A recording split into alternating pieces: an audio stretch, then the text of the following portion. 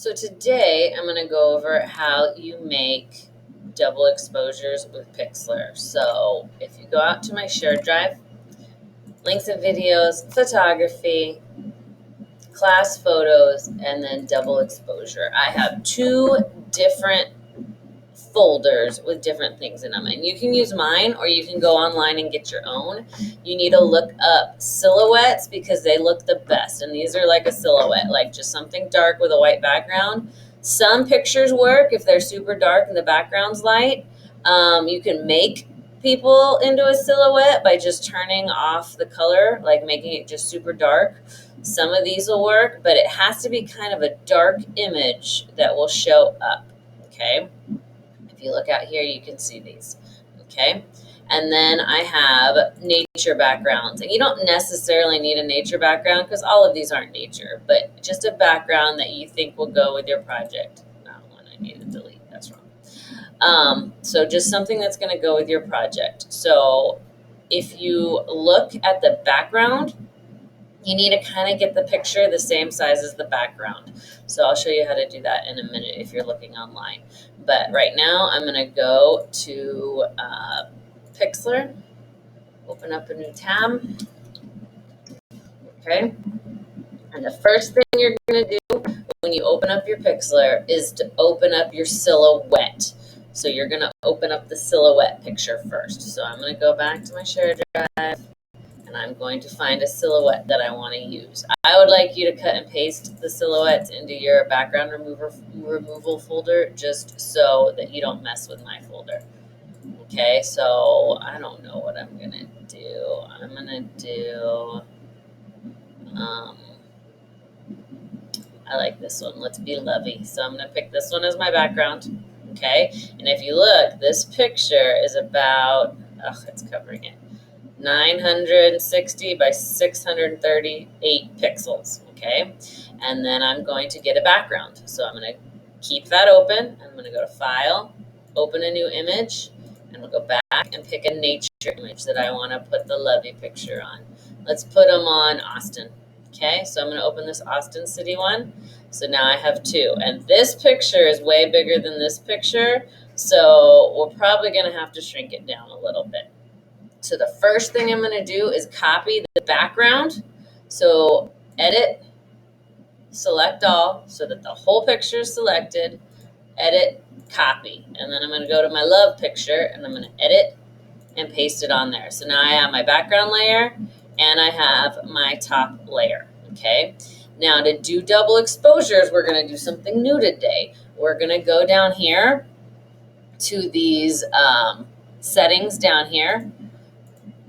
And, oh no, hold on, I did the wrong thing. Let's undo that, edit, undo. We are going to hit this little one that says toggle layer settings. It's like, I don't know, kind of like volume maybe on something. And then it's gonna give you, let me move this down because it's not giving me a lot of space to do this. So it's going to give me this opacity thing and these modes. And you can really just mess with them and figure out which one you like the best, but most of them work better on layer 1. So leave the background layer how it is and then mess with layer 1. So I'm going to start and I'm going to do add. So that just takes wherever it's white and makes it white still and then just puts this background on there. If I don't like that one, I'll go back to normal. I can try darken.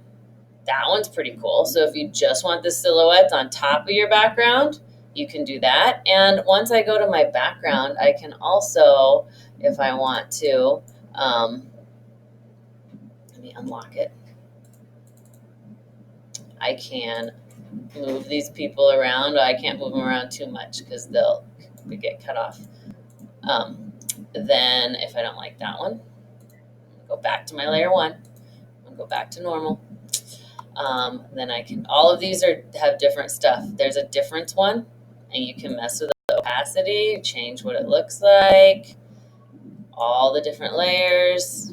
I'm going to go back to, let's see, what was that? That was darken or that was difference? Let's try erase. No, that didn't do anything. I don't like that one. Let's do, oh no, It messed up. Sometimes it screws up your whole thing, and then you kind of have to start over. Okay, so there are my layers. There's that. Okay, so let's go back to hard light. See what that does. Oh, I was on the wrong one. Let's undo it. It's kind of just how to figure out which one you like. Let's go back to hard light. That one looks cool. Okay, if you don't like that one, go back to normal. And just look through all of these. Invert one's usually cool. It's just black and white and I don't like it. But you could turn, no, I don't like that one. It doesn't do anything cool. Let's go back to, that one didn't do anything. Oh, you could turn it on and off. You kind of have to mess with the opacity. Screen, it's kind of like the first one, but you can make it lighter or darker. Let's go to, let's go to subtract. Ooh, that one looks cool. And again, you can mess with the opacity of it. So all of those are different ways. And when you're done, you're going to file, save as, you're going to name it. First name, last name, no, what are these? These are double exposures, DE. And then I already have a bunch, so I'm going to put like DE8.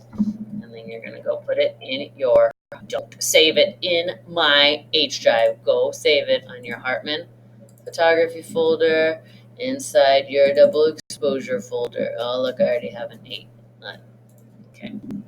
That's how you're going to do them. Lots of different layers. You have to use this little toggle. You have to put them both together. If one picture is bigger or too big or too small, you can click on that picture and then do the free transform tool. Okay. So these are all really cool. I like them. They make like the best artistic looking pictures. I hope you like making these.